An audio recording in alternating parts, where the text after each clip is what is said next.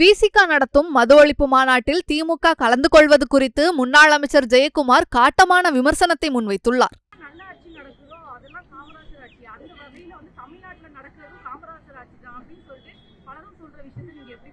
யார் சொல்றா? பெருந்தலைவர் காமராஜ் ஒரு வளர்ச்சி தமிழ்நாடு பெற வேண்டும் என்பதற்காக இன்னைக்கும் ஒரு தொழில்துறையில் கான்சென்ட்ரேட் பண்ணாரு. அதே போல அணைகள் நிறைய கட்டினாரு. அதே போல் பார்த்தீங்கன்னா சாராயம் ஆறாக பெருக்கெடுத்து ஓடல. ஏன்னா இன்னைக்கு காந்தி ஜெயந்தி, காந்தி ஜெயந்திலே இன்றைக்கி கள்ளக்குறிச்சியில் இன்றைக்கி கள்ள சாராயம் காய்ச்சின ஒருத்தர் இன்னைக்கு பிடிச்சிருக்காங்க. எப்படிப்பட்ட ஒரு கேவலமான அரசாங்கம் அது! இது ஒரு இன்றைக்கி ஒரு என்னன்னா விசிக ஒரு மாநாடு நடத்துது.